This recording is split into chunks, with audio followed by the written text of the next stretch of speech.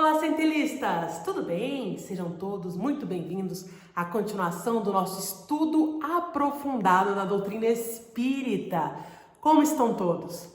Hoje nós vamos para o roteiro número 2 e nesse roteiro nós vamos trabalhar as 3 revelações. Vamos juntos?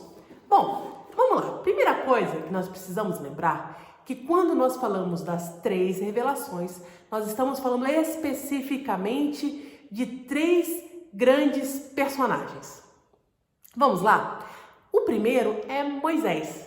Nós, com Moisés, desenvolvemos dentro das revelações a justiça. O Velho Testamento, ele traz esse início de conexão do homem para com Deus Criador. Então, vai ao longo de suas histórias contando como é possível, ou como foi possível, esse relacionamento lá em tempos atrás.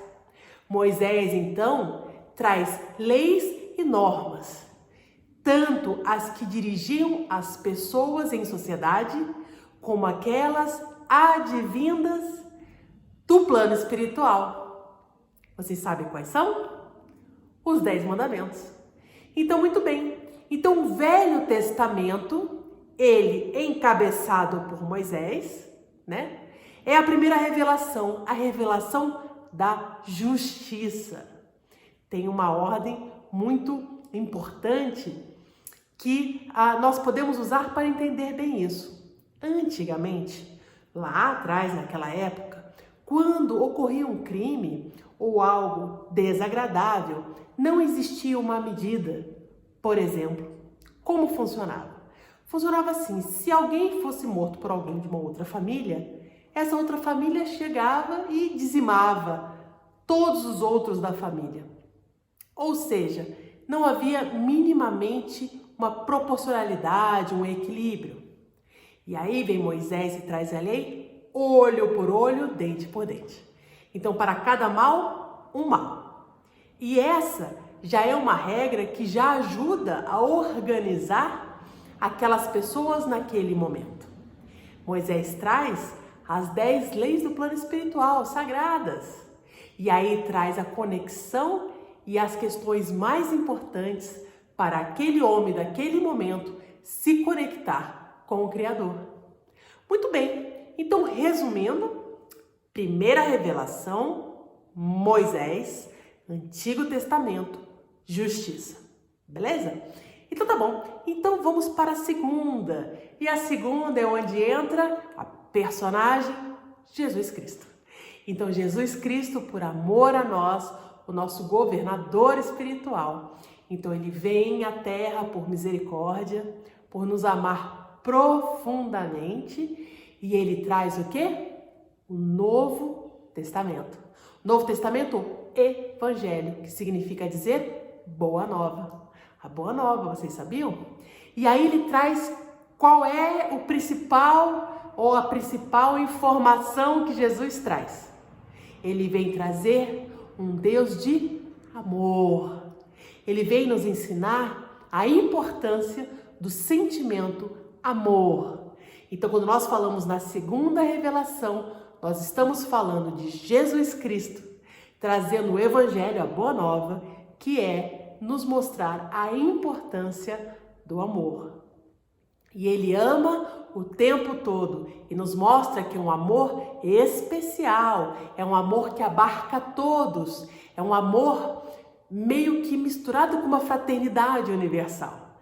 Não é um amor só daqueles que nos amam, é amar o inimigo, é amar a todos, é amar as diferenças, é um amor profundo, sem limites. Legal, né? Então nós temos como a segunda revelação Jesus Cristo, que traz através do Novo Testamento o Evangelho, a Boa Nova, e vem nos ensinar o amor. Muito bem, mas são 3 revelações. Vocês imaginam qual seja a terceira? Muito bem. A terceira revelação vem com a personagem Allan Kardec. Allan Kardec, ele vem e ele codifica o Espiritismo. O Espiritismo vem nos ensinar a verdade da forma mais simples, porque tira o véu do mistério, traduz de forma fácil o que nós realmente precisamos saber, a verdade porque nós já alcançamos a essa altura a maturidade necessária para poder compreender esses ensinamentos, para que então possamos praticá-los. Então ele traz, Kardec, através do Espiritismo, traz a verdade para que pratiquemos. Por quê? Porque nós estamos no momento de transição planetária. Nós somos os trabalhadores da última hora.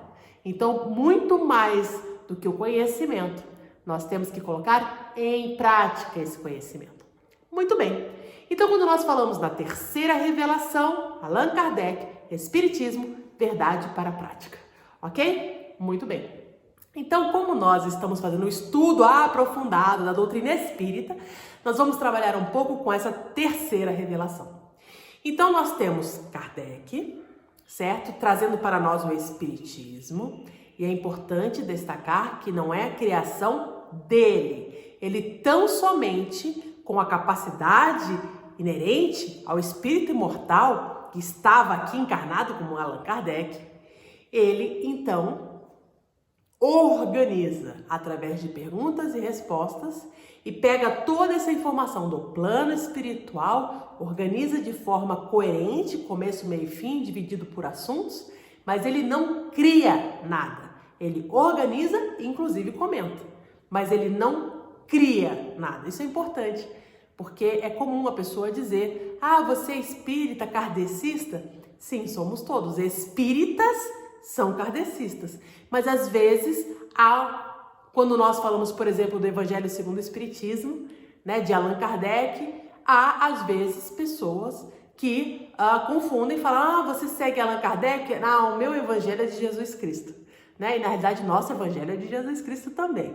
O Kardec ele só pega as informações do plano espiritual que nos ajudam a traduzir esses ensinamentos que são antigos para nós, a atualizá-los para que nós possamos praticá-los, porque é chegada a hora de colocar a mão na massa.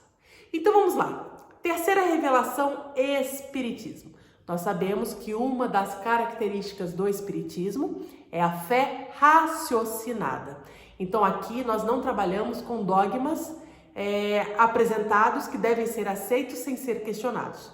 Nós temos uma fé raciocinada que, através de um raciocínio lógico, ele leva a gente a cada ponto daquilo que nós cremos. Então, nós temos uma fé raciocinada e o Espiritismo se apresenta para nós num tríplice aspecto. Então, nós temos 3 revelações, última revelação, Espiritismo, tríplice aspecto dentro do Espiritismo. Porque o Espiritismo, ele se exterioriza como filosofia. Nós já falamos isso na aula passada. Ele se exterioriza como ciência e ele se exterioriza como religião ou religiosidade. O que é interessante a gente perceber é que quando nós estamos falando de espiritismo, filosofia e ciência são questões ligadas à Terra. Mas quando nós falamos no aspecto religião ou religiosidade, nós estamos trazendo a parte mais importante do espiritismo. Porque nos conecta com Deus Pai misericordioso, Criador. Então isso é uma coisa importante para nós percebermos. Bom, muito bem. Então, como nós somos espíritas, é bom e é interessante que nós conheçamos as obras de Kardec. Ou seja, quais foram as obras que Kardec organizou. Teremos muitas outras obras de muitos outros seres queridos que complementam. Nós temos aí Divaldo, nós temos Chico Xavier, nós temos Richard Simonetti. A gente tem muitas outras pessoas que seriamente trabalham no bem junto ao espiritismo. Mas, como nós estamos iniciando o estudo aprofundado da doutrina espírita, é necessário que conheçamos as obras básicas de Allan Kardec. Vocês sabem quais são? Tenho certeza que 3 ou 4 vocês têm certeza que conhecem, mas será que vocês conhecem todos? Vamos juntos? Então vamos lá. A primeira é o Livro dos Espíritos, né? Então a gente inicia o Espiritismo com o Livro dos Espíritos, faz todo sentido, não é mesmo? E que ano que é isso, vocês sabem? 1857. Esse é o ano da primeira edição, tá? Então eu vou sempre falar aqui as primeiras edições. É lógico que a gente já deve estar numa edição, sei lá, porque já tem 150 anos de um livro, cento e tantos dos outros, né? Mas pra gente ter o conhecimento. Então, o primeiro, Livro dos Espíritos, 1857. Segundo, Livro dos Médiuns, 1861. Terceiro, Evangelho segundo o Espiritismo, 1864. Quarto, Céu e Inferno, 1865. E na sequência, a Gênese, 1868. Não é comum a gente falar, esses são os livros básicos da doutrina, né? Então, LE, LM, ESE, Céu e Inferno e a Gênese. Não é quando fala assim, é o Pentateuco. São esses 5. Esses 5 são os únicos? Não são. Sabe quais mais nós temos? Nós temos Revista Espírita, 1858 a 1869. 12 unidades por ano. Tem bastante informação aí, né?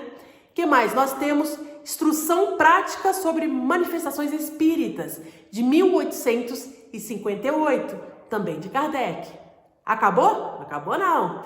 Nós temos O que é o Espiritismo, 1859, também de Kardec. Temos mais.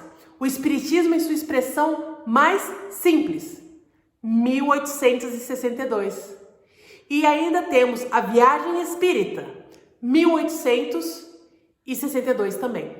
Agora é importante saber que tem um que não foi publicado enquanto Kardec era vivo, mas foi escrito também, foi um compilado dos escritos de Kardec, que são as obras póstumas, que é de 1890. Um monte de livro aí que eu tenho certeza que vocês não sabiam que tinham sido feitos por Kardec. Gente, é importante, e isso é uma necessidade que nós temos. Nós, espíritas, podemos ler o que quisermos, de muitos outros espíritas também que trazem informações para nós. Mas nós não podemos fazer isso em detrimento de Kardec. Ou seja, primeiro devemos ler Kardec e a partir daí ler os outros. Até mesmo para termos o discernimento, porque a nossa fé é raciocinada, de observar e ver se essas informações novas estão coerentes, se nós já temos informações novas, por exemplo, na ciência, tem tanta coisa nova na ciência, que mostra o quê?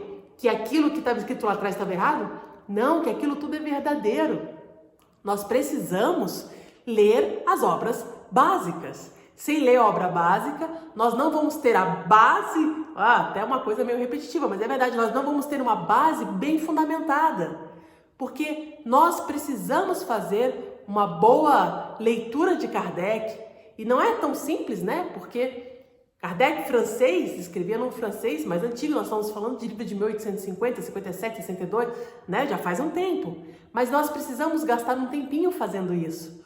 Por quê? Porque isso vai dar uma base segura para tudo que vier pela frente. Nós não teremos dúvida de avaliar as mensagens do plano espiritual, avaliar os livros, avaliar os palestrantes, para ver se está de acordo com a doutrina. A gente não pode perder a doutrina de vista, porque ela é muito segura, ela foi muito bem feita, e tudo aquilo que vier a agregar, ótimo, maravilhoso. Mas no meio do caminho tem muita coisa também que procura nos confundir. Então, nós, espírita, kardecistas, não podemos deixar de ler Kardec. Nós vamos ver com muita facilidade, se vocês perguntarem aí para os seus amigos do centro, quais de vocês leram os livros de Kardec, muito provavelmente vocês vão ter aí quase 100% dizendo que já leu o Evangelho segundo o Espiritismo, porque nós temos o costume do Evangelho no lar, mas dificilmente leram os outros livros. É importante nós lermos tudo. E posso dar uma dica? Não começa pelos mais difíceis, não.